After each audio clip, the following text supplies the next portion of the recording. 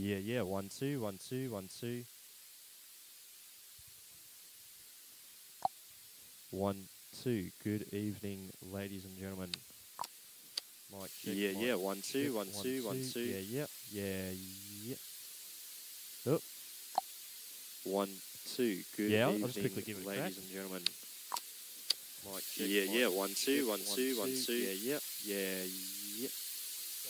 Oh. 1 2. Good Yeah, I'll evening, just quickly give it a crack. ladies and gentlemen. Go. Mic check. Yeah. 1 2 1 2 1 2. Yeah. Oh. 1 2. Good Yeah, I'll evening, just quickly give it a crack. ladies and gentlemen. Go. Mic check. Yeah. 1 2 1 2 1 2. Yeah. Oh. 1 2. Good Yeah, I'll evening, just quickly give it a crack. ladies and gentlemen. Go. Mic check. Yeah. 1 2 1 2 1 2. Yeah. Oh. 1 2. Good Yeah, I'll evening, just quickly give it a crack. ladies and gentlemen. Go. Mic check. Yeah. 1 2 1 2 1 2. Yeah. So, are you guys happy with the audio? Yeah, I'll just quickly give it, ladies and It's gentlemen. coming through all right? Yeah. 1 2 1 2 1 2. Yeah. Are you guys happy with the audio? Yeah, I'll just quickly give it, Or ladies anything? and It's gentlemen. coming through all right? Yeah. 1 2 1 2 1 2. Yeah. Oh. Are you guys happy with the audio? Yeah, I'll just quickly give it, Or ladies anything? and It's gentlemen. coming through all right? Yeah. 1 2 1 2 1 2. Yeah. Oh. Are you guys happy with the audio? Yeah, I'll just quickly give it, Or ladies anything? and It's gentlemen. coming through all right? Yeah. 1 2 1 2 1 2. Yeah. Oh. Are you guys happy with the audio? Yeah, I'll just quickly give it, Or ladies and anything? It's gentlemen. coming through all right? Yeah. 1 2 1 2 1 2. Yeah. Oh. Are you guys happy with the audio? Yeah, I'll just quickly give it, ladies and It's gentlemen. coming through all right? Yeah. 1 2 1 2 1 2. Yeah. Oh. Yeah, I'll just quickly give it, ladies and gentlemen. Yeah. 1 2 1 2 1 2. Yeah, so if you go into that one, like run that as the slideshow. Yep. If you run that at the actually just go to design, the tab at the top, and then on the right the slide size, and then just hit 16:9. Yeah, that's awesome. And then nah, 'cause then we just won't save it at the end. It'll go back to that 4:3 size of what you originally had anyway. So yeah, yeah. When we want to click onto that one, will I? It's up there. So it's in design, the design tab, and then there's slide size, and there's two ratios. One's 4:3, which is got the black bars, and then the other one's 16:9. That's ready to go. That's ready to go. Yeah, they're both ready to go. Oh, so you've actually changed it. Yeah, once you change the slide size, it does it for every slide. No, it's Yeah. Yeah, good. No worries. How's that? Mic check.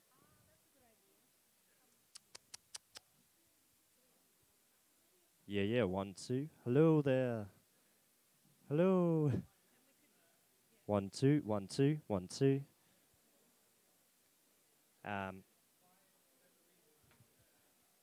I can always give you more level if you want. Alrighty, how's that? Check 1 2 1 2 1 2. Have you got that with the video as well? So,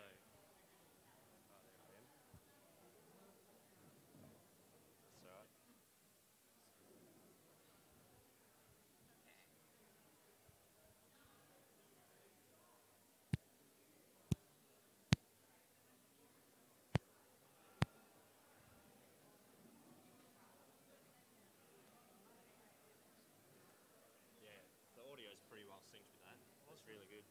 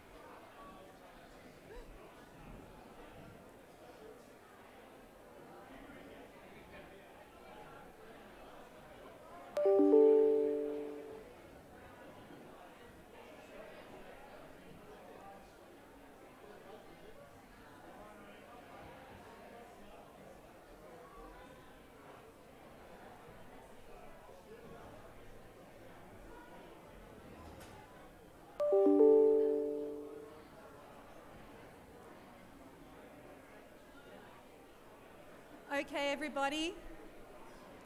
I think we can get started. Can I have everyone's attention, please? If you are still standing, can you make your way to your allocated table, please?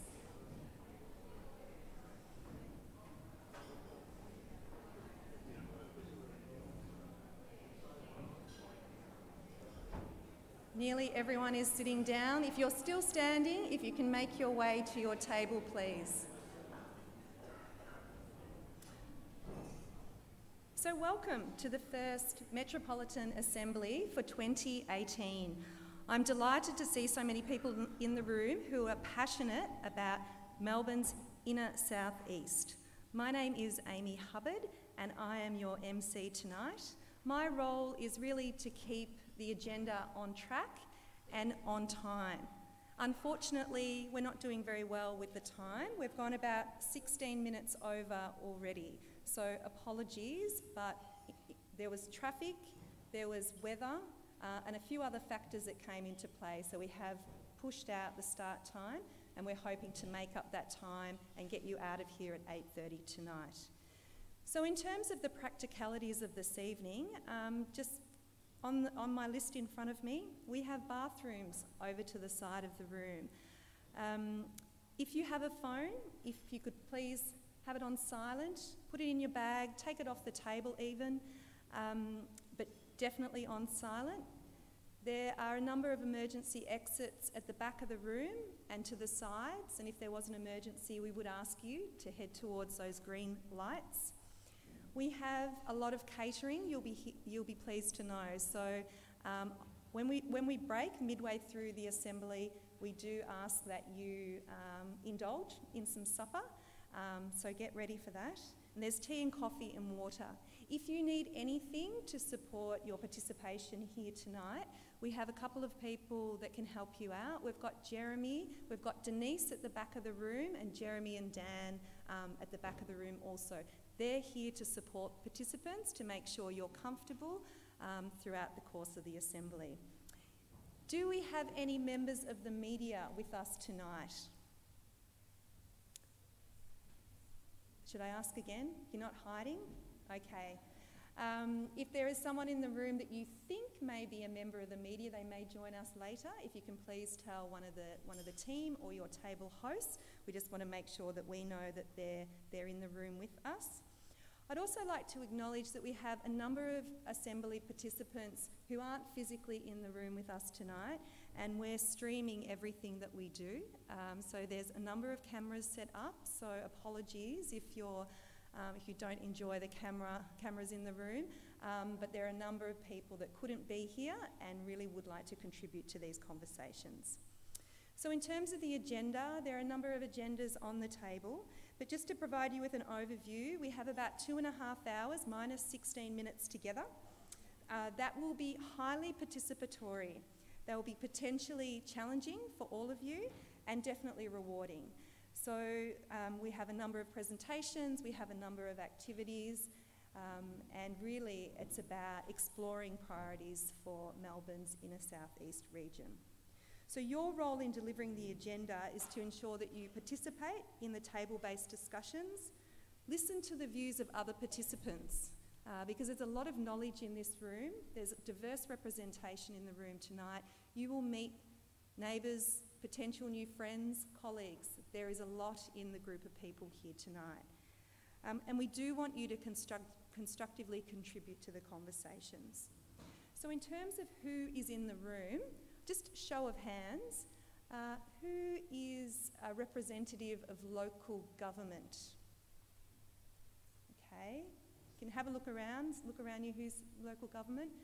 How about business? Few business. How about community groups or organisations? You can wear multiple hats. Community groups and organisations. We definitely have some students in the room. Who are students? Some hands there. What about members of parliament or ministers? They all at the front? Others? Oh, yeah. Okay, who else have we missed? Who are we missing? Who else is in the room? You can yell out. What was that? Local resident, member of the community. Who are the local residents? Yes, lots of you, fantastic. Anyone else? Yep.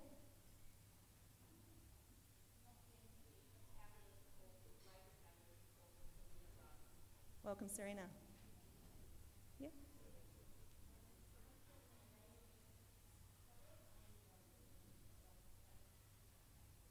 Yep, so a neighbour to the region. Welcome. All right, let's get started. Welcome to all of you, and we really look forward to your active participation tonight. So without any further ado, I would now like to introduce Alicia Duval, who is the chair of the Inner South East Metropolitan Partnership. So welcome, Alicia.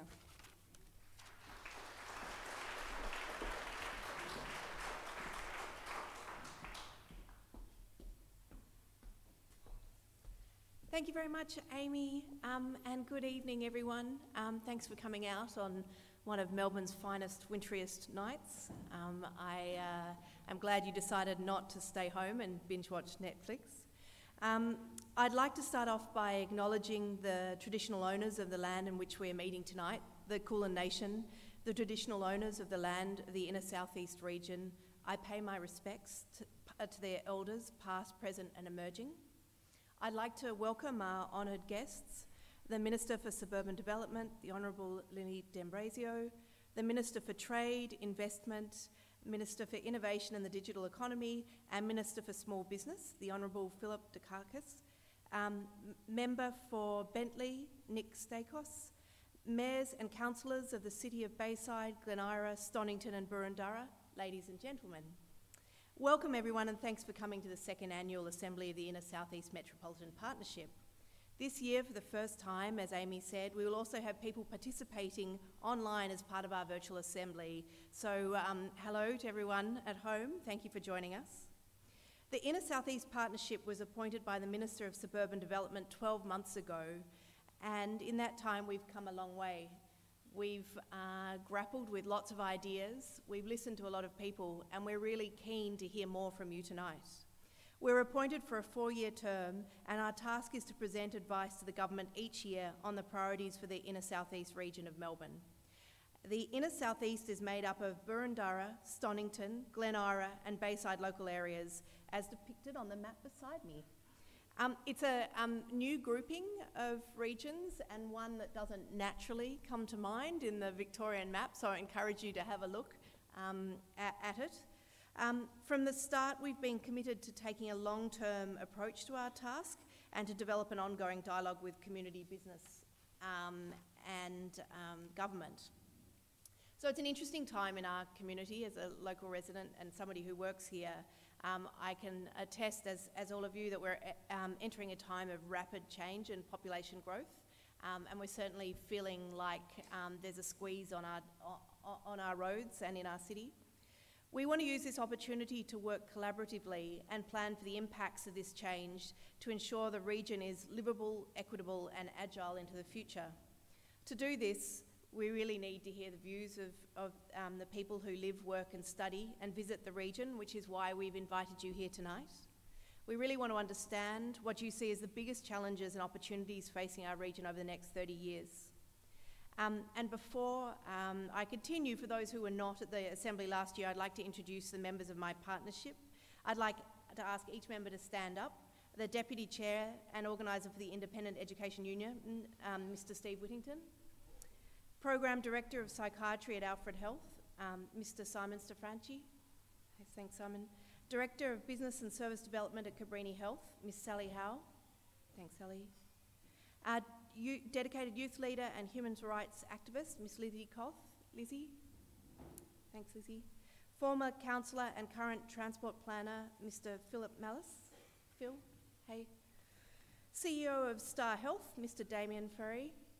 Damien.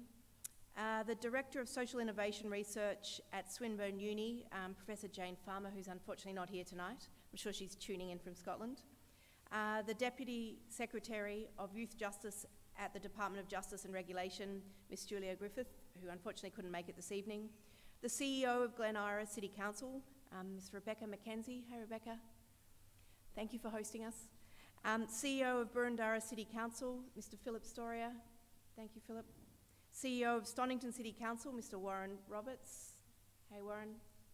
And Acting CEO of Bayside City Council, Mr. Mick Cummings. Hi, Mick. Thank you. So the purpose of tonight is to continue the conversation we started last year, to let you know what the partnership's been working on and ultimately gain your insights to inform the partnership's work going forward. Some of you may have attended last year's event in the Glen Ira Town Hall in Caulfield, and the input gathered at last year's Assembly and responses to an online survey helped us form our advice to government. The top themes from last year, which we shared with you in the welcome pack, was access to open space, community health and well-being, social connectedness, the right mix of housing, local jobs, access to education, transport connectivity, and environmental sustainability. We combined what we heard with the pre-existing knowledge of the partnership and developed our advice in line with the livable, equitable, and agile vision that the committee holds for this region. For 2017, we based our advice to government on a number of priority outcomes, which we'll be talking about further tonight: open space and environment. So we want to promote healthy neighbourhoods by developing increased network of active open space in the region. Economy, industry and jobs. We'd like to encourage local employment hubs, flexible co-working spaces in line with the 20-minute neighbourhood framework that the government's adopted. We're interested in affordable and social housing. We need to create the right mix of private, public and social housing to anticipate the future needs of the growing community, so that kids can continue to live in the region they grew up. We're interested in transport connectivity. We want to improve the connectivity of transport modes to cover sustainable, low-use travel across the region, including north-south, and reduce car usage. We know that a lot of people drive into the region to then catch trains. We want to think about how we can increase the modality of our transport. In addition, there are two priorities we identified as needing more work before we submit them formally in 2018, which is community health and well-being, with a particular focus on social isolation and loneliness; equitable access to education, focusing on reducing the gap between educational privilege and educational disadvantage. So that was the first package of advice that we shared with government. And we've formed working groups under each of these themes that is working in collaboration with the government and other stakeholders to progress these outcomes. We look forward to hearing from the Minister for Suburban Development shortly, who will advise us on how government has responded to our 2017 advice. This year, the partnership is keen to focus even more on equality in the region. The inner southeast is widely thought of as a region of affluence and privilege. However, this often masks deep pockets of disadvantage. We want to identify where the gaps are. We want to understand where people are currently left behind. We want to expose those pockets of inequality and look for ways to share the advantage of the region to ensure equal opportunity for all. So tonight, we want you not only to tell us about your experiences, but also think about how others operate and live and work in the region and what they might need as we plan for our livable inner southeast. Later tonight, we will be asking you to take a deep dive with us on the 6 priority regions, outcome themes that I mentioned earlier. None of these challenges are easy to solve, and we're still in the early stages of what we hope will be an ongoing dialogue with you. After tonight, the partnership will take what you've told us and start developing its 2018 advice to government. We will investigate the evidence and work through options in the partnership with government and other stakeholders to develop real outcomes for the region. And this is a unique opportunity for the inner southeast to have a voice through the partnership directly into government. We know that this is your region and you know what makes it special and what needs attention better than anyone else. And we really look forward to hearing your opportunities for the future. How can we think and do things differently to achieve better outcomes for the region and Melbourne as a whole? And we look forward to continuing this journey together. We look forward to tackling the impacts of Melbourne's growing population by planning for this livable region. Now I'd like to take the opportunity to welcome to stage the Minister for Suburban Development, the Honourable Lily D'Ambrosio. Thank you, Minister.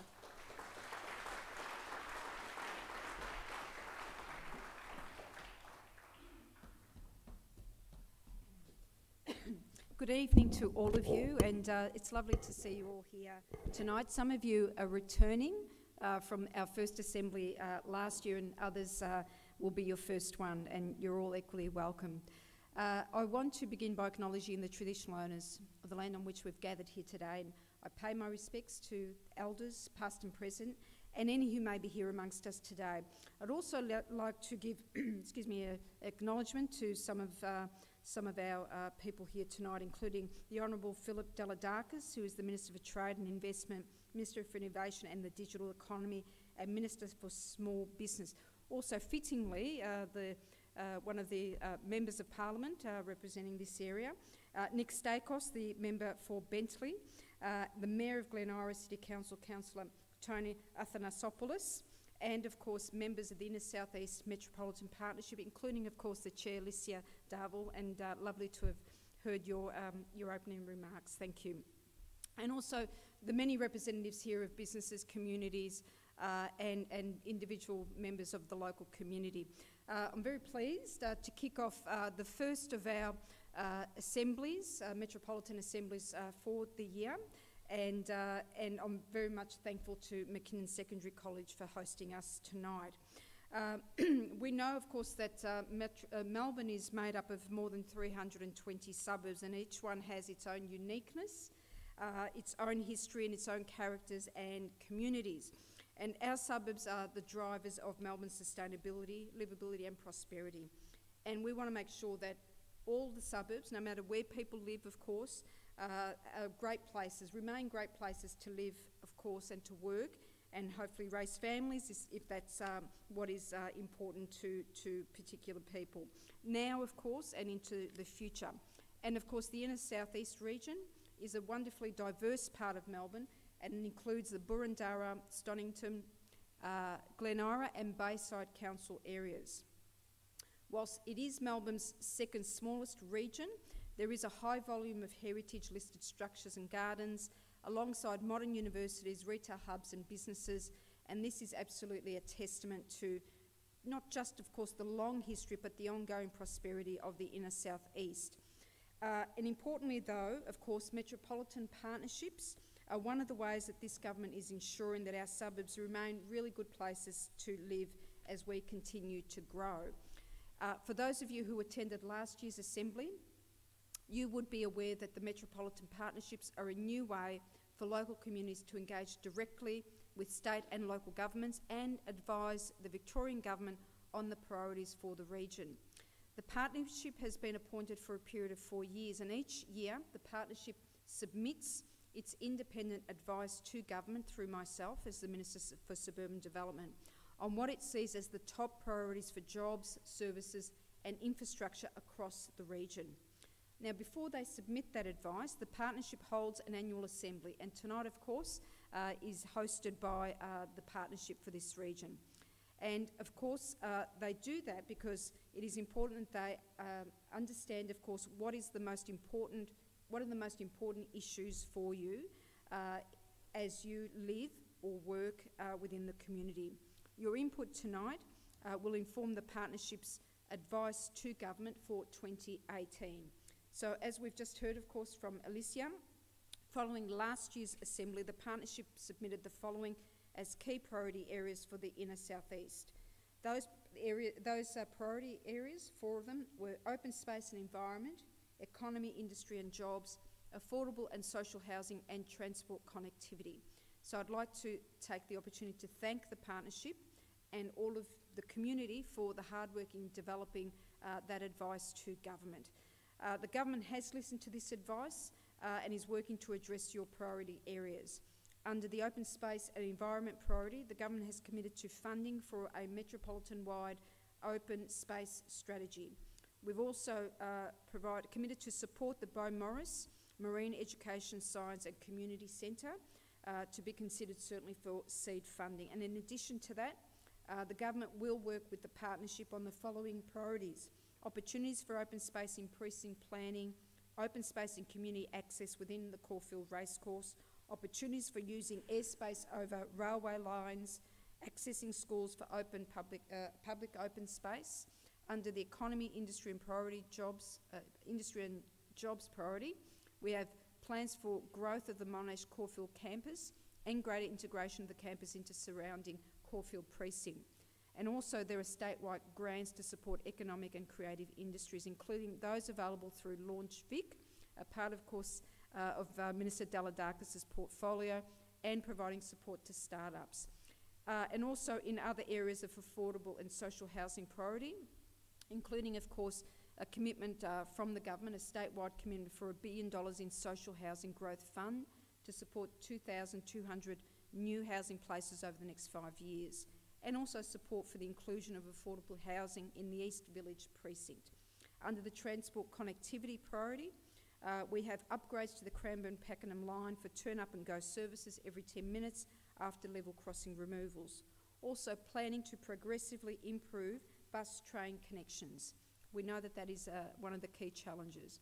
There's also some funds, over $12 million for a wider station entrance and accessible tram stop at South Yarra Station, stage 1 of the news precinct. Also, there is also $3 million for planning the Caulfield-Rowville via Monash University tram route, and also an integrated transport plan for the Caulfield Station precinct, and of course the Metropolitan tunnel, which will allow more trains more often. So these are some of the examples. Some of them, of course, were already in train, but others were as a direct result of the priorities presented to government and the responses of government to that. So there are many other things that we're also allowing the Metropolitan partnerships to be able to develop more fully ideas and that they have, and including the government having allocated $2 million of a fund to Metropolitan Partnerships Development Fund. That will enable the partnerships to be able to develop further their independent advice to government that is more honed to the particular conversations that they'll continue to have around particular priority areas for government. So we've also, of course, launched very recently, and I'll finish up my comments very quickly now, the Pick My Project initiative that gives anyone who's 16 years and over the opportunity to submit and vote on projects for their region. Applications are now open and close on the 14th of June. I encourage you all to think about what your community needs are and what they might need into the future and submit your project. The Pick My Project team are here tonight down the back and are very keen to hear to give you any answers to questions that you might have. So please go over there when you've got an opportunity. Tell us what your ideas are, however small they are, and they will be then shortlisted and opened up for voting by the community. So that is about those short-term, smaller projects. In terms of the longer-term objectives, this is what is the Partnership Assembly, the Regional Assembly is on about here tonight. So can I thank you all? I really do wish you well in the conversations that you have tonight, knowing that they are taken absolutely seriously.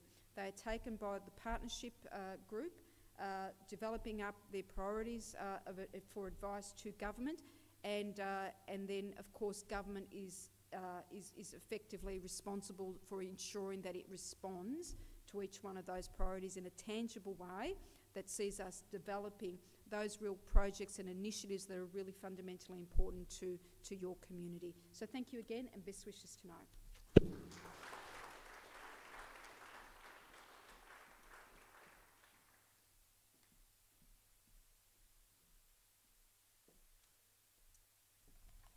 Thank you.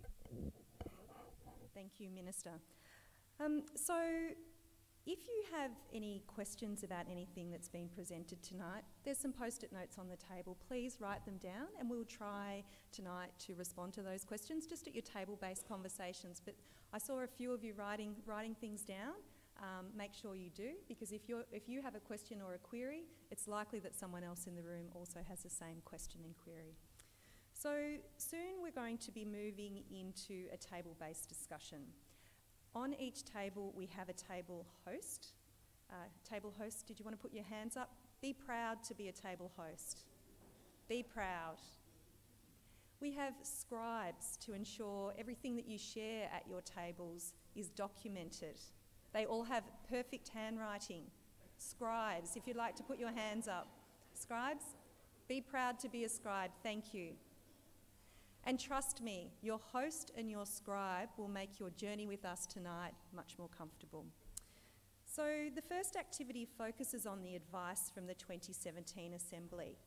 So another hand-based activity. Who, put your hand up really high if you were here last year at the first, so many of you, fantastic. A lot has happened since that first Assembly. And this discussion, whether you were here last year or you're new to the Assembly process, is about reflecting on the advice. So we've got 2 questions for you. The first question is, what are your reflections on the 2017 advice? What are your reflections? Did we get it right? Did we miss something? And the second question, did we capture everything that's important in the region? What do we need to do more work on? So quite broad, and we really want you to focus on the advice, because the outcomes of this discussion will enable the partnership members to refine and focus their priorities in 2018. So I'm now going to hand you over to your table hosts to work with you through this activity. So over to you. Thank you.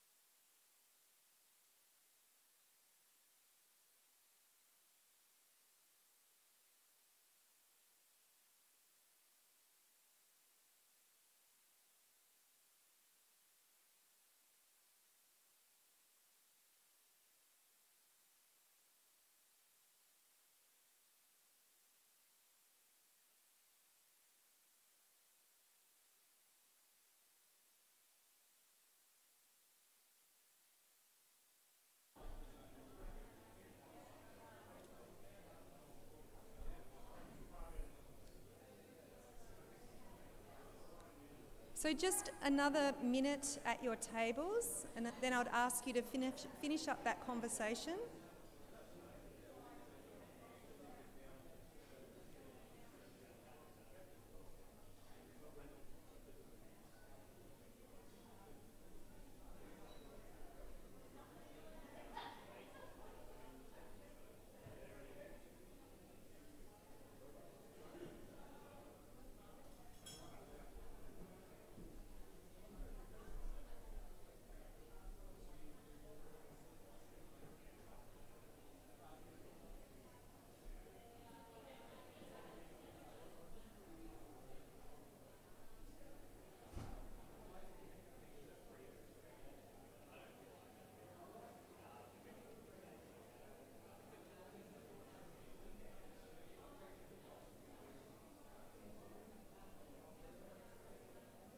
Okay, I'm going to ask you to finish up that conversation, and we're going to hear from a couple of people in the room. So those that have the microphone, the speaking sticks. First of all, I'd like to invite Ilias from table 2 just to make a couple of comments about what was discussed at your table. So thank you. Well, basically, we've said that you can hear me, yeah. So we captured it well in general. Some of the categories were too operational and reflect council responsibilities. Community health and well-being was an item that we certainly spoke about. It was not part of the advice last year, but we're very happy that it will be introduced this year. And whilst this area is a well-off region, there are still areas of disadvantage that require attention. We didn't capture community health and well-being last time. The local migrant, particularly aged care, well-being needs, availability of low needs, long-term residential aged care is an issue that we looked at. Social isolation and migrant support. How to resolve the issue of lack of home care options for ageing people.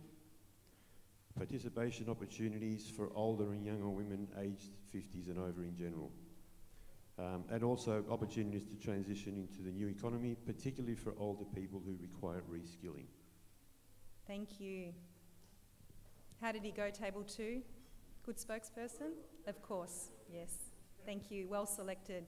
I think we've got another couple of tables that may be ready or not. So who else would like to share some of the key discussion threads from their table? Just a few key messages.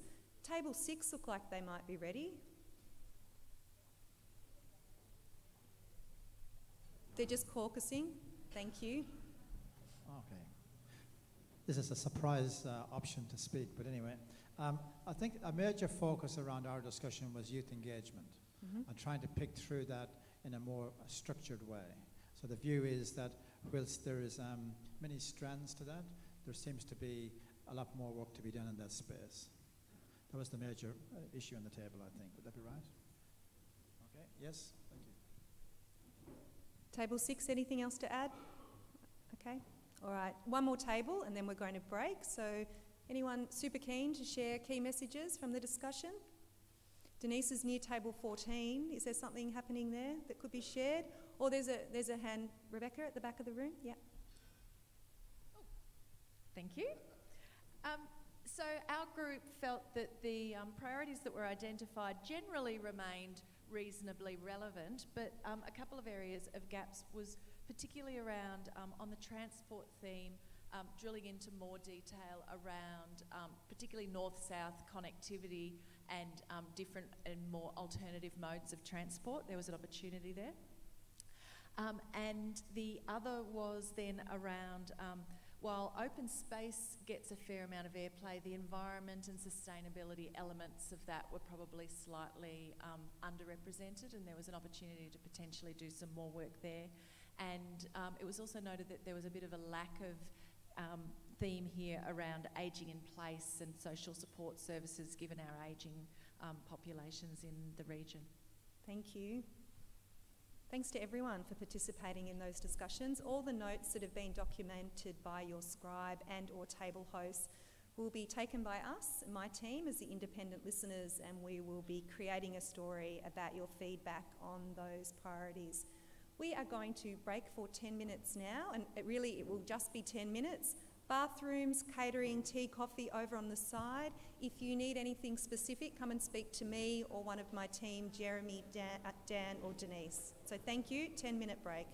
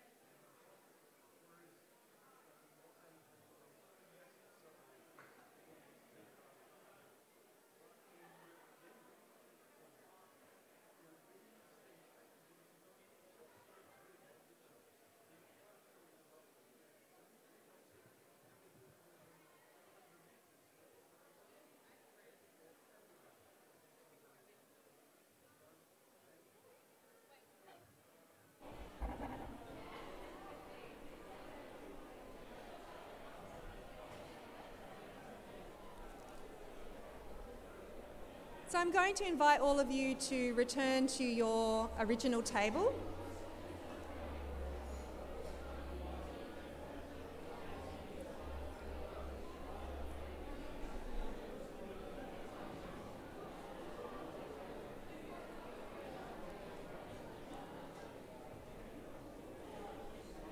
And just a note for table hosts, we are going to collect all the materials at the end.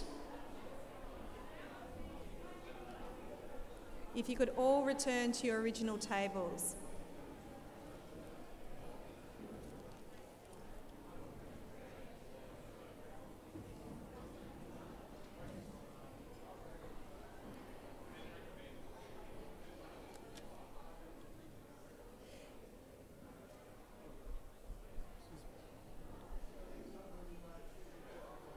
Okay, we're just waiting on a couple of people to sit down. Okay, now that most of you have returned to your table, I would ask you to say goodbye to your table host and scribe and move to your theme-based table. So on your name tag is a table number. Have a look at your table number and please move to that table. So, can everyone hear me? I've got everyone's attention.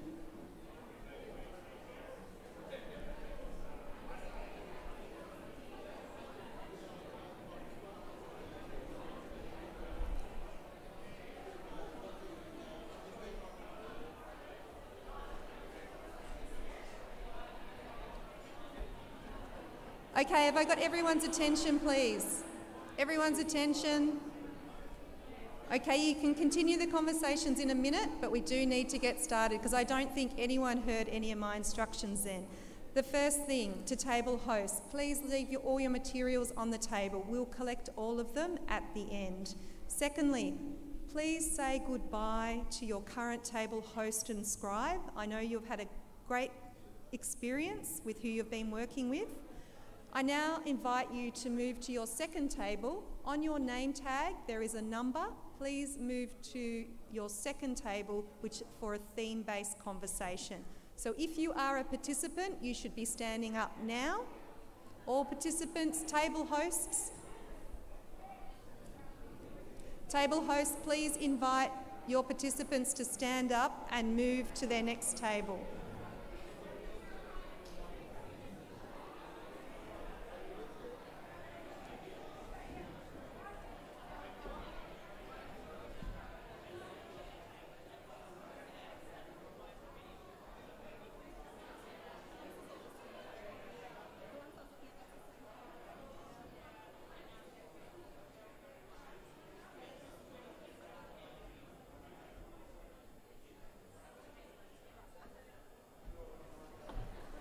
Okay, only a few people are moving, and that's fine. You're all in the place where you should be, so thank you.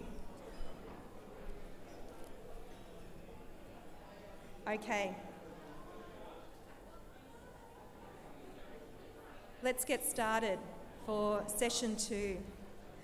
I would now like to introduce 2 people that are representing the youth of the region. We're really excited to have both Lizzie and Stella here today. So Lizzie Kuth is one of the partnership members and Stella Wadeson is a Bayside Youth Ambassador. And they've joined us tonight as participants, as partnership member, to present on what is important to young people in the region.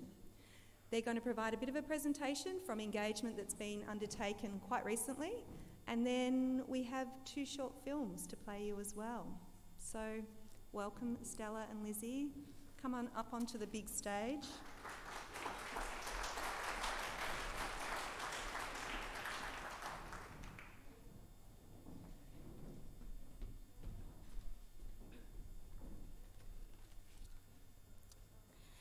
Thanks, Amy. I hope everyone found their tables and collected some cake. At the start of this year, the Inner South East Metro Partnership took some time out to reflect on our first 6 months as a group and what we achieved and what we could improve for the future. One thing we recognized, which was consistent across all 6 Metro partnerships, was that the process last year didn't really accommodate effective engagement with young people.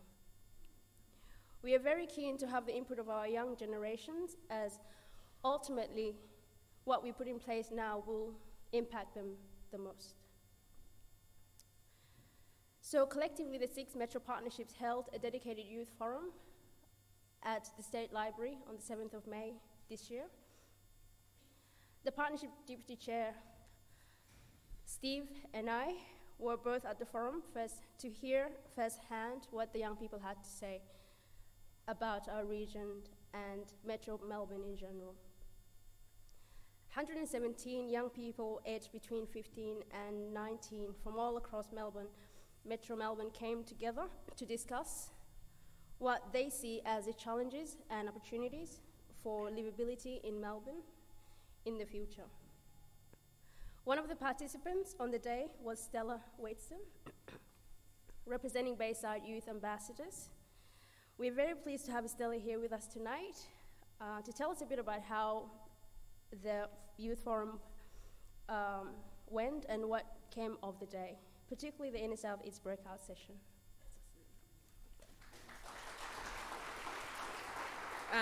Thanks, Lizzie, and hi, everybody.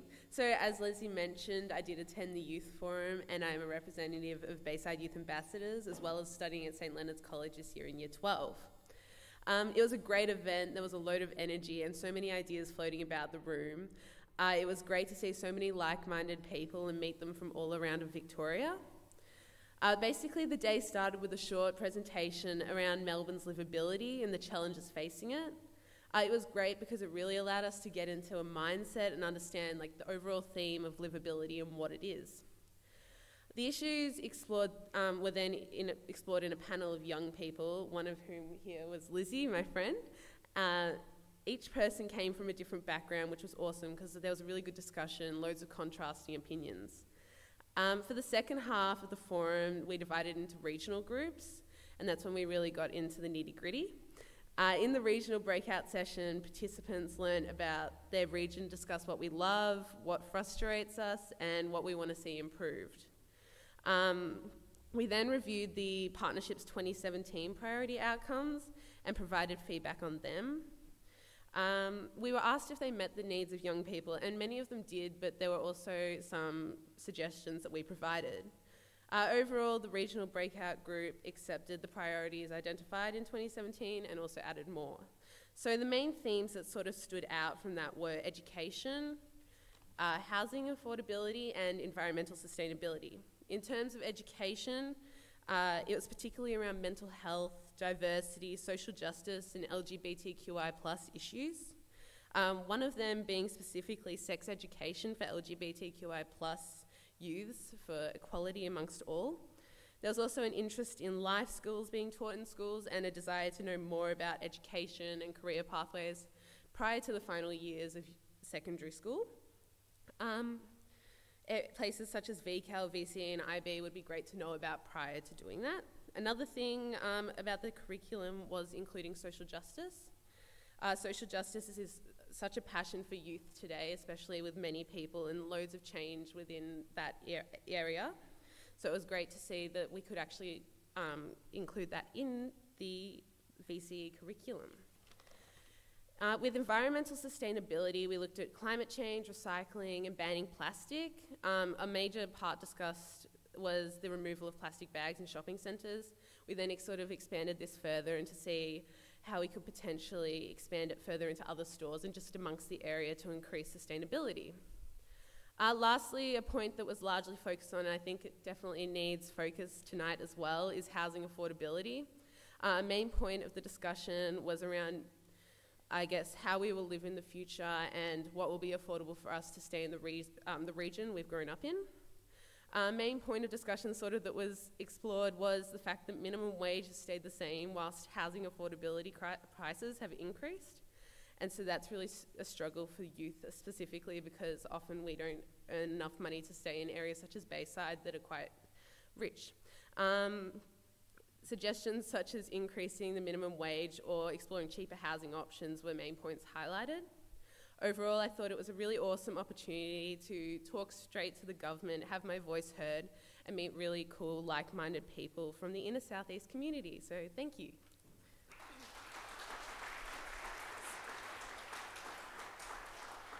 Thanks, Stella.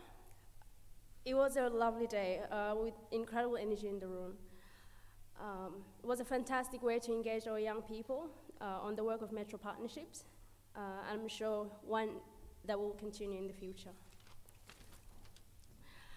From the partnership perspective, it was incredibly worthwhile to gain these insights to inform our thinking for future advice to government.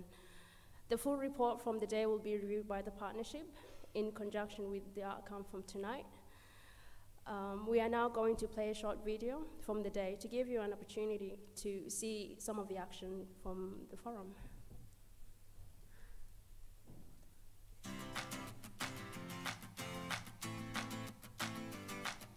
I was actually really struck by the level of openness. So these young people are obviously really articulate and they're very switched on. I heard some of the experiences that I haven't even sort of thought of. So they're obviously openly sharing their day-to-day experience. When I think about being livable, the thing I think about is being interconnected. So being able to get places easily and being approximate and in proximity to things like food, restaurants, shopping centres, that sort of thing. And I think that's something Melbourne does really well with a public transport system, especially in the inner east. We're really connected by public transport, and I think that makes Melbourne, and especially the inner east metropolitan area, a really livable space. Some of the ideas that were discussed today were affordable housing, social issues, mental health, and things like the environment. However, I did not expect to be talking about the environment so readily, because it's not something that I tend to focus on when I talk about these issues, and it was nice to sort of talk about that and realise that yes, we do have an impact in this kind of stuff. It's just great that I now have the opportunity to have my voice, to put my say in, and I actually get to be listened to, and that's the great thing about this forum today. It's just been so great to meet like-minded people as well and understand that we have similar views on what issues there are, and then I guess progress from there and hopefully build a stronger Victoria.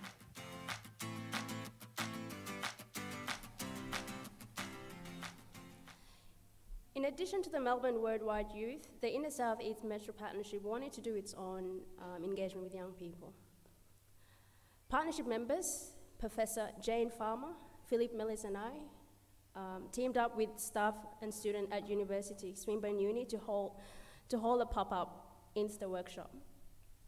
The Insta workshop involved short interviews with Swinburne Uni students on campus, asking them about their experience and thoughts on livability in Melbourne and how this might be impacted by population growth. Mental health, inclusion, environment, cost of living, and transport were among some of the matters raised. Again, the findings from this engagement will also fit into the partnership's work. In a moment, we will show you a few clips from what the students had to say. We move into the next half of the assembly, and I would encourage you to think about what you've heard from our young people and how that might impact what ideas and discussions we'll have tonight. Thank you.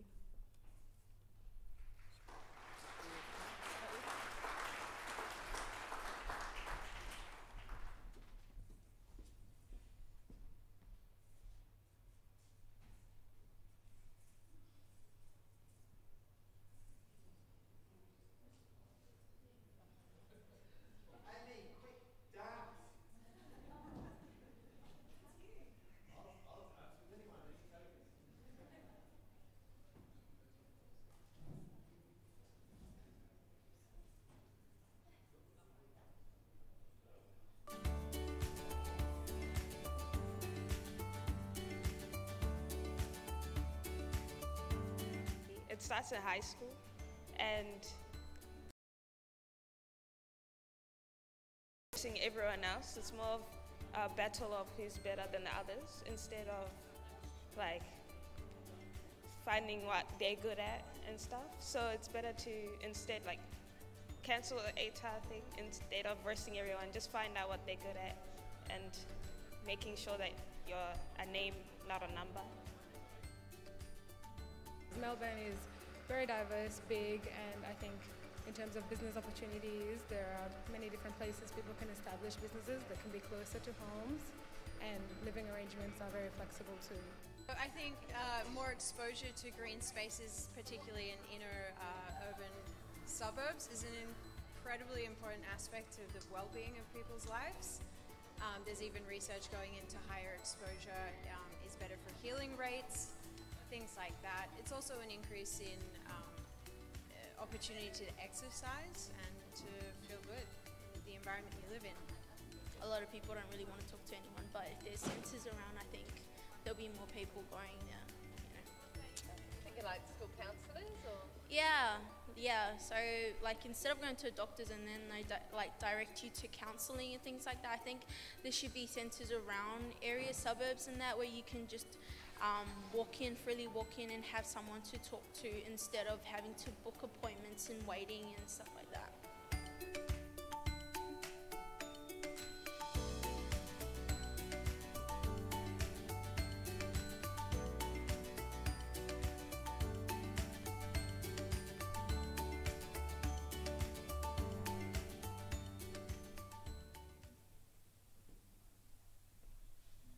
The technology worked. Excellent.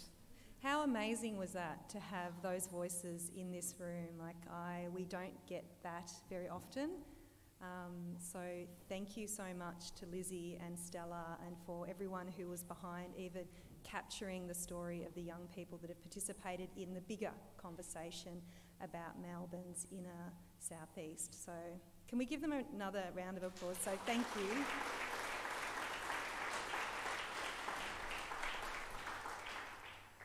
So we're going to jump from sort of the key themes from that engagement to looking at some of the realities of this region of Melbourne, because we've touched on it tonight. I've heard the conversations at the table that this is a very fortunate area.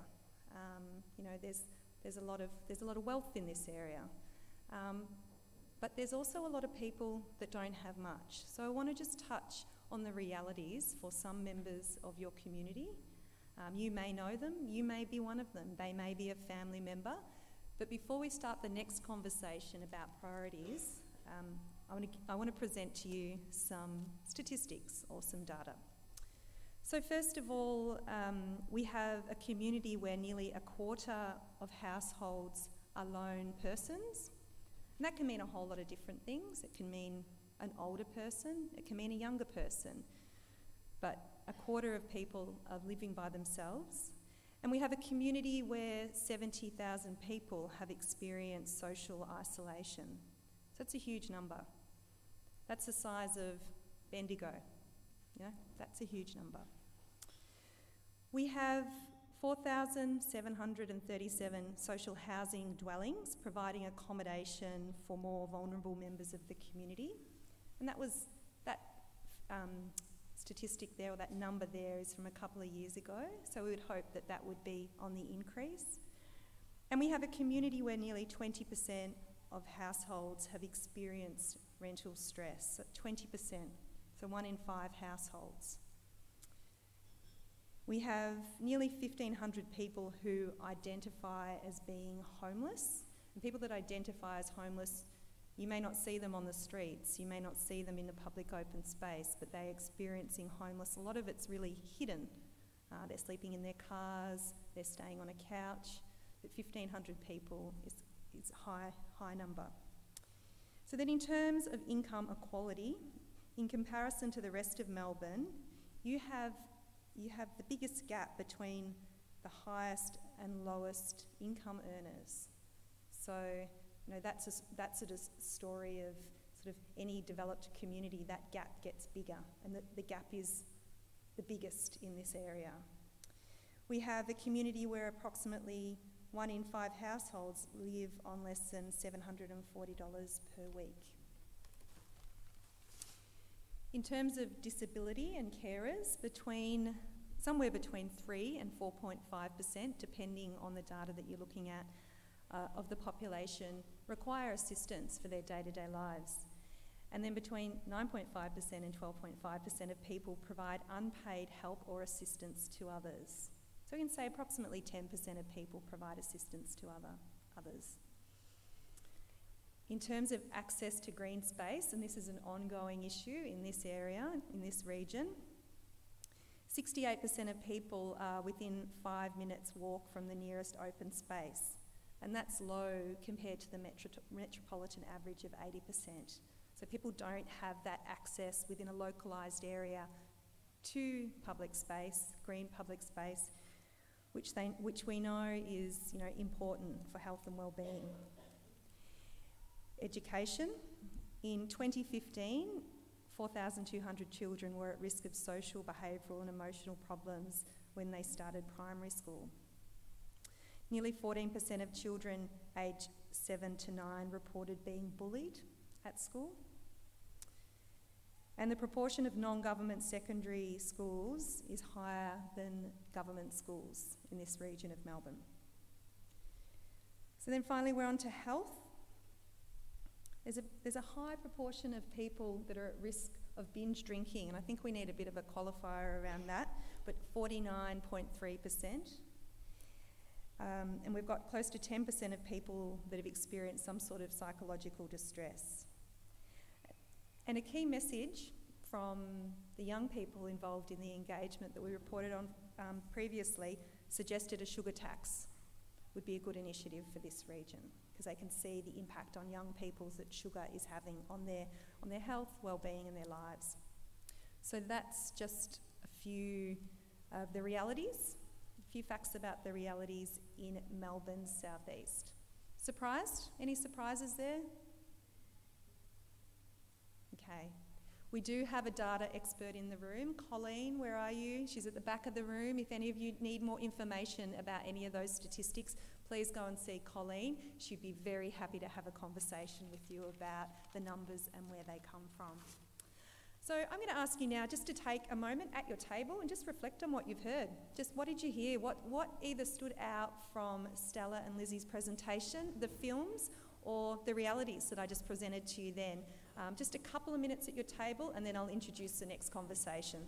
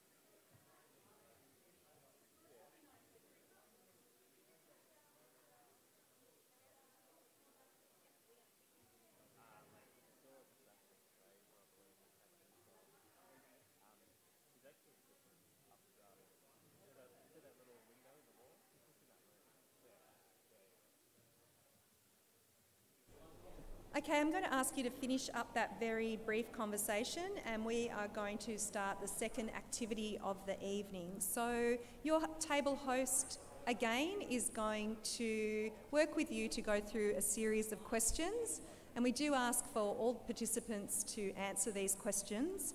So the first one is in relation to the theme at your table. So every table has a theme. The theme is on the table stand in the middle of the table.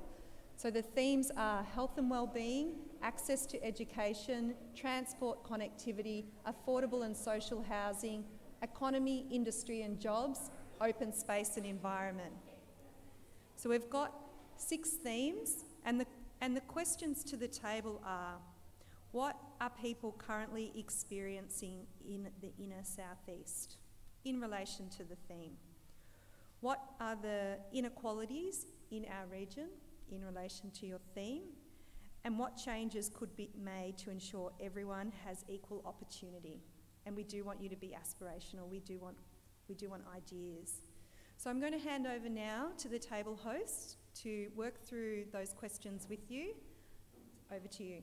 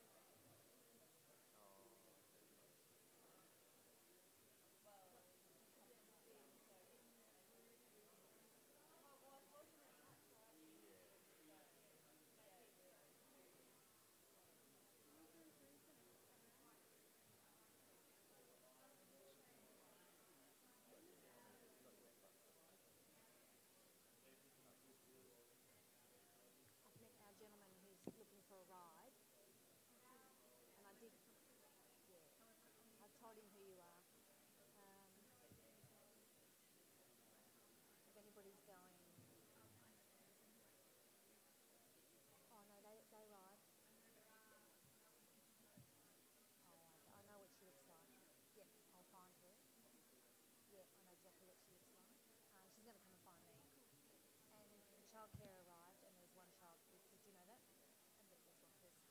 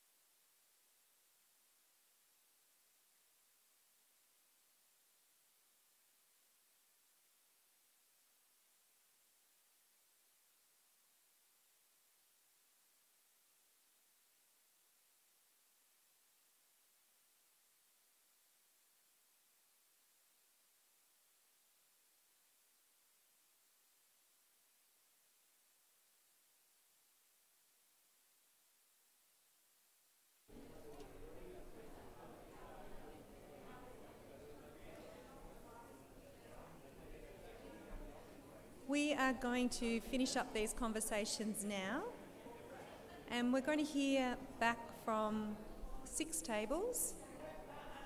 There are some microphones on the floor. Have I got everyone's attention?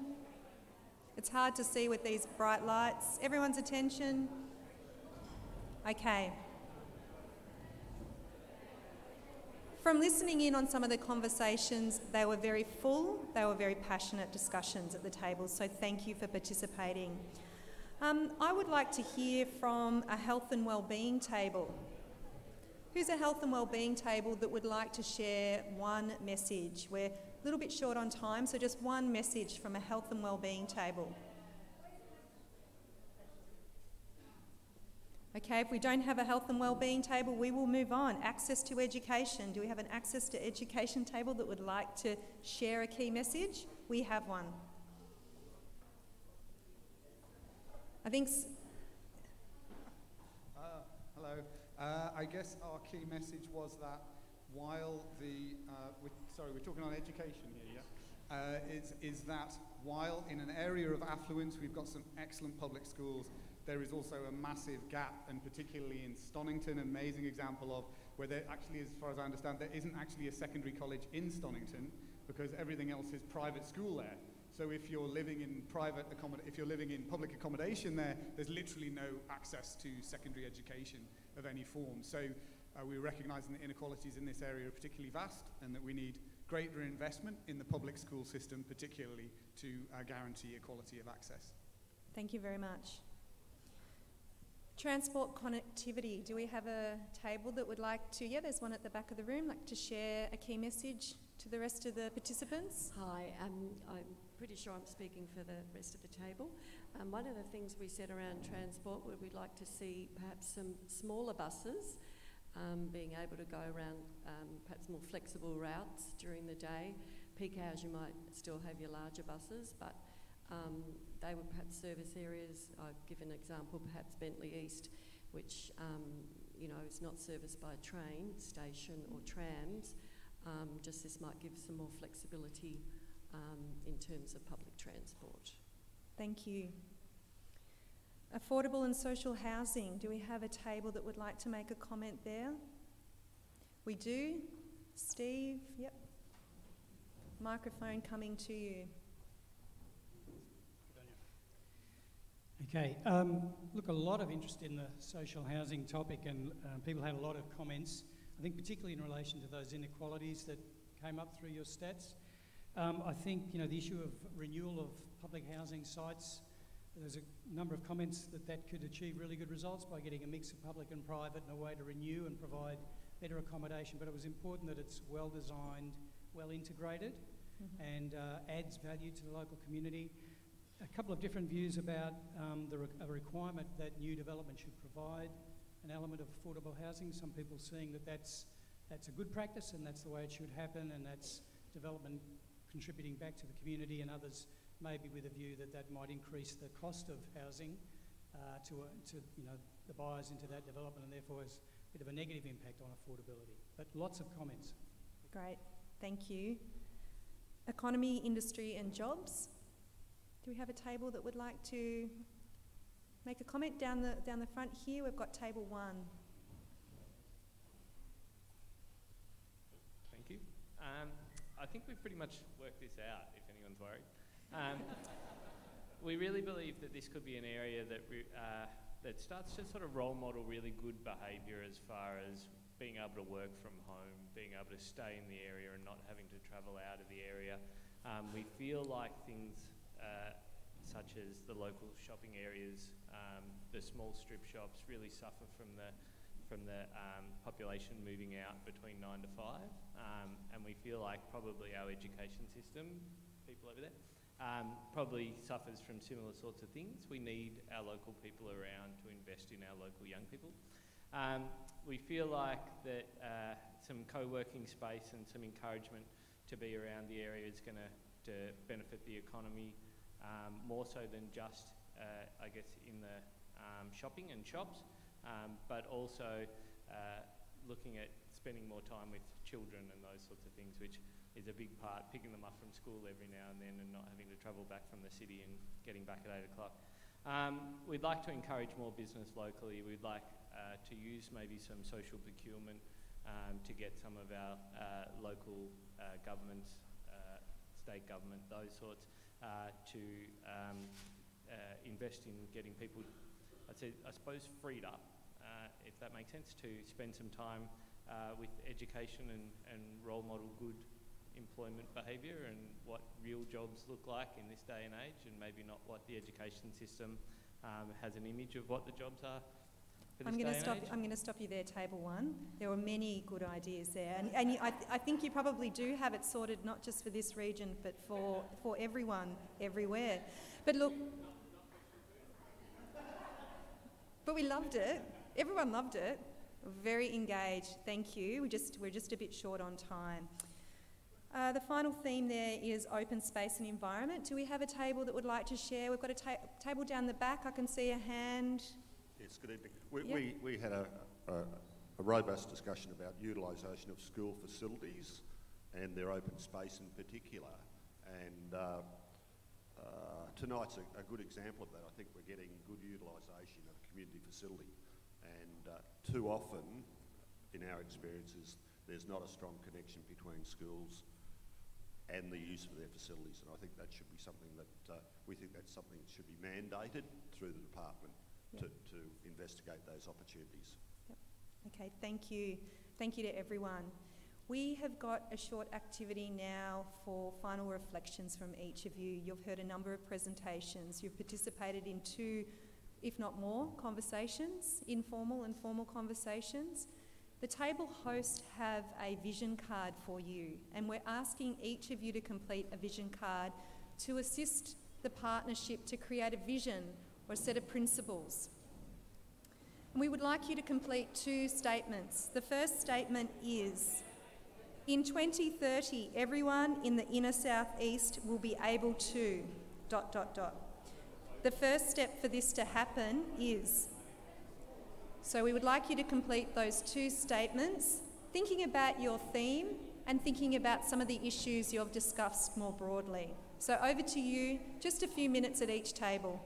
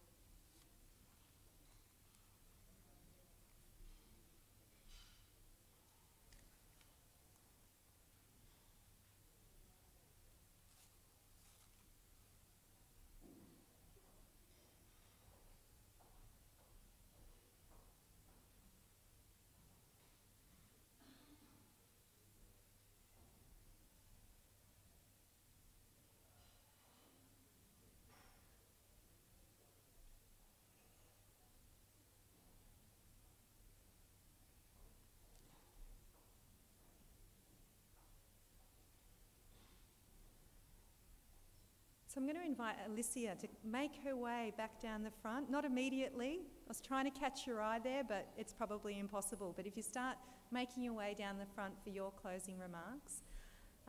As you complete your cards, I also want to point out that there's some evaluation forms at your table to complete after the formalities of the evening, but I just wanted to make a note that they are there, and I think there's only 1 question on them, so they are on your table.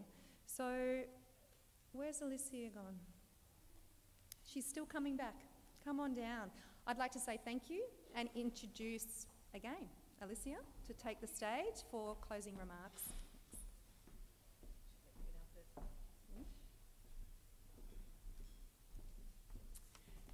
Thanks, Amy, and for everyone in the room for such a lively and engaged conversation. I'd also like to acknowledge David Southwick, the MP and member for Caulfield, who's also in the room. Thank you very much for swinging past tonight and adding your voice to the mix. It's been great to hear some of your thoughts and insights, in particular how we can refine and move our priorities forward. I'm actually really overwhelmed and quite touched by the depth of the conversation, and I feel really encouraged about the work we're doing in the coming year, the partnership, knowing more about how you're thinking and your experience. I was really interested to hear some really big ideas at our table. One of the things we thought is that we must be able to put some of this differing income levels into good use, and perhaps we'll set up a venture capitalist network for getting new ideas for young people off the ground.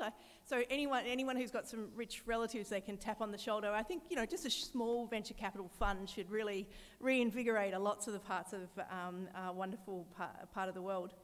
On a more serious note, there was some really interesting conversations around equality and access to open space, mental health. Really interesting, the modalities of transport is still significant and increases to be significant, and really understanding suburb by suburb the issues that people are facing means that we can advocate much more clearly. Obviously the north-south conversation is still a big one for public transport. We really think that there's a huge role to be played in getting young people into jobs. I really like that idea that was brought up by table number one of really trying to think of how we really highlight good behaviour in terms of the future of work and bring young people into a jobs network that they may not otherwise be able to see. There's a really strong sense for us coming out of this that we will be able to gradually refine the details of these very sort of top-line conversations we had last year. One of the things we heard was there's some conversation that the government response was somewhat Caulfield-centric, so we look forward to the other LGAs making some noise. There was a perception and realities exercise, I think got us to some of the best conversations in the room, and I'd like to thank the table hosts who led those conversations. One of the things that I think is something we hope to continue on the journey with you is an increased awareness and empathy for all the different people who live and work in our region. We really look forward to receiving the full report back of what's been discussed tonight, and as per last year, the Assembly will be emailed to, the Assembly report will be emailed to everyone tonight and be made available online. And we will review what you've told us and start consolidating our advice to government for 2018. We look forward to working more closely with government to bring some of your more audacious ideas to light and work out how we can dig deeper into some of the new ideas that were created this evening. I'm now meant to warmly encourage you to go and speak to the Pick My Project team who are down the back. There is actually committed funds for small to medium projects in this region that are open from like March to September. So now's the time to seed your audacious idea, and we look forward to seeing them and voting for them. And the applications close on the 24th of June. It's a really good one. Like there are very few barriers to entry. I think, as I said, you need to be over 16 is pretty much the barrier to entry. So please send us some of your best ideas to look at. On behalf of the members of the Inner South East Partnership, I'd really like to thank you for coming out tonight and contributing to these discussions. It was awesome. And I'm encouraged by the number of people who came last year and have come again, and I hope you will come again next year as we again get better and better at doing this together. I also wanted to let you know that we really do consider this feedback to be incredibly important, and it's a privilege to have a number of MPs in the room to hear it directly. And with that, I'd like to end the night by welcoming to the stage Nick Stalakos, the member for Bentley, to make some closing remarks on how he's found the evening. So thank you very much, Minister.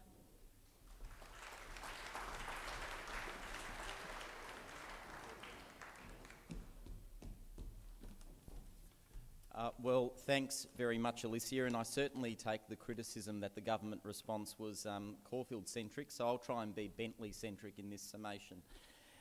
It really has been great to be here tonight to hear all of these important viewpoints about the future of our region, and we're really here because our region is growing, and because of that our region is changing, and we certainly want to manage that growth as best we can, and I really think that the growth in this region is evidenced by the number of schools that we have that are zoned, and those zones are very strictly enforced. For example, here at McKinnon Secondary College, which arguably has one of the smallest enrolment zones in Melbourne, there are 2,200 students, and they're now enrolling around 400 Year 7s each and every year, and I was pleased to be on this stage in March with the Premier Daniel Andrews to announce a second campus for McKinnon Secondary College over at the East Village site. And of course in Victoria over the next 5 years we will need to accommodate an additional 90,000 school children. Of course in areas like Wyndham, 500 babies are born every year, but even in middle ring suburbs like ours, in this area over the next 3 or 4 years, we will have more than 1,000 extra high school students. So we can see just in our school numbers, our student numbers, just how much our area is growing. And the other challenge I heard about all night tonight is in public open space, and the City of Glen Eira consistently reminds me that Glen Eira has the least amount of public open space per capita. And that has been fed in part not just by population growth but by women's sport, and women's sport is to be encouraged, and certainly as a government and as local government we've encouraged that greatly. There's one footy club in my electorate that had 0 girls last year, has 100 this year, and that means that we need to develop more open space but also use the open space that we have more efficiently at different times of the day, and that has certainly been supported by the government. So thank you everybody for being here tonight. It is very useful to the government and to the members of the Cabinet in developing priorities for the future. I'd also like to acknowledge the 13 members of the Inner South East Partnership, including the Chair, Alicia Darville. Please give her a round of applause.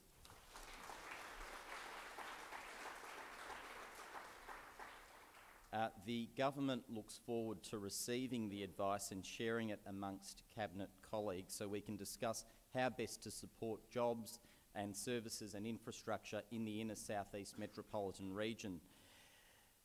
Finally, I'd like to thank McKinnon Secondary College for hosting us, and also to our facilitators. Please give them both a round of applause.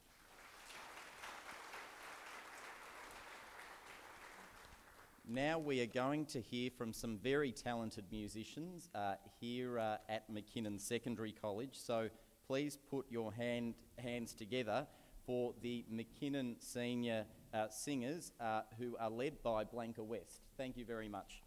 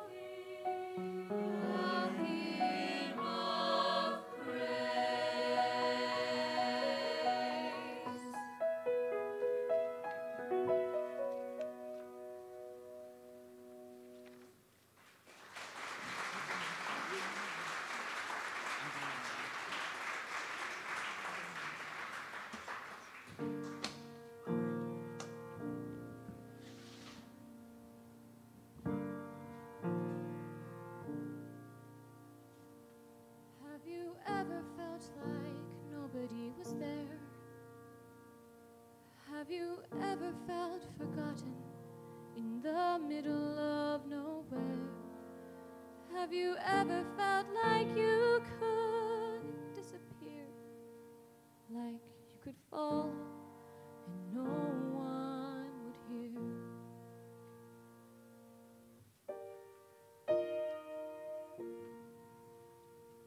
So let that lonely feeling wash away, 'cause maybe there's a reason to believe you'll be okay. 'Cause if you don't feel strong enough to stand, you can reach out your hand. And oh, someone will come running, and I know will take you home. Even when the dark comes crashing through, when you need a friend to carry you, when you're broken on the ground, you will be found. So let the sun come streaming in, 'cause you reach up and you rise again. Lift your head and look around, you will be found. You will be found. You will be found. You will be found. You will be found.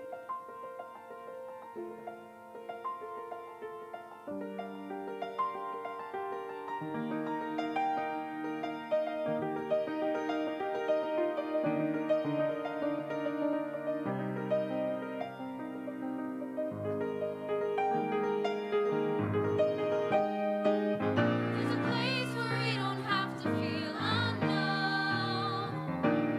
And every time that you call out, you're a little less alone. If you only say the word, From across the silence, your voice is heard. someone will come running to take you home. Take you Someone will come running to take you home. take you home. Even when the dark comes crashing through, when you need a friend to carry you, when you're broken on the ground, you will be found. So let the sun come streaming in, 'cause you reach up and you rise again. If you only look around, you will be found. You will be found. Out of the shadows, the morning is breaking, and all is new. All is new. It's filling up the empty, and suddenly I see that all is new. All is new. You are not alone. You are not alone. You are not alone. You are not alone. You are not alone. You are not alone. You are not alone. Even when the dark comes crashing through, when you need someone to carry you, when you're broken on the ground, you will be found. So let the sun come streaming in, 'cause you reach up and you rise again. If you only look around, you will be found. Even when the dark comes crashing down, you will be found. You will be found. You will be found.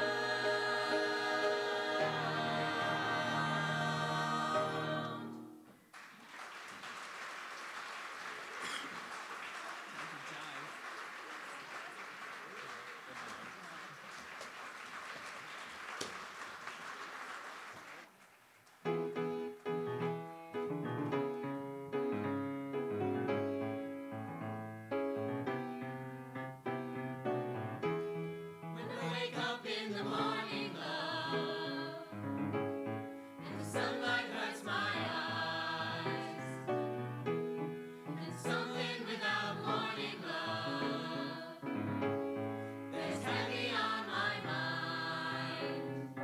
Then I look at you, and the world's all right with me. Just one look at you, and I know it's gonna be a lovely day. Lovely day, lovely day, lovely day, lovely day, lovely day, lovely day. A lovely day, lovely day, lovely day, lovely day, lovely day, lovely day, lovely day. When the day that lies ahead of me seems impossible to face, yeah, yeah, yeah, yeah, and someone else instead of me always seems to know the way. Then I look at you, then I look at you, then I look at you, world's alright, world's alright with me. Oh, just one look at you, just one look at you, and I know it's gonna be a lovely day, lovely day, lovely day, lovely day, lovely day, lovely day, a lovely day, lovely day, lovely day, lovely day, lovely day, lovely day, a lovely day, lovely day, lovely day, lovely day, lovely day, lovely day, lovely day,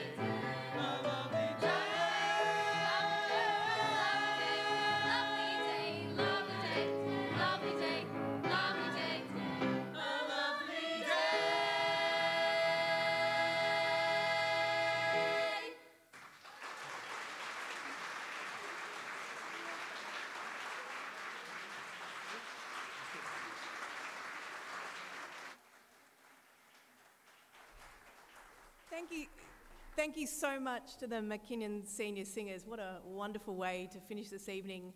I'd like to take one more opportunity to thank you all very much for participating, and we look forward to seeing you next year. In the meantime, we promise to work hard on the advice and thoughts you've shared tonight. Thank you so much.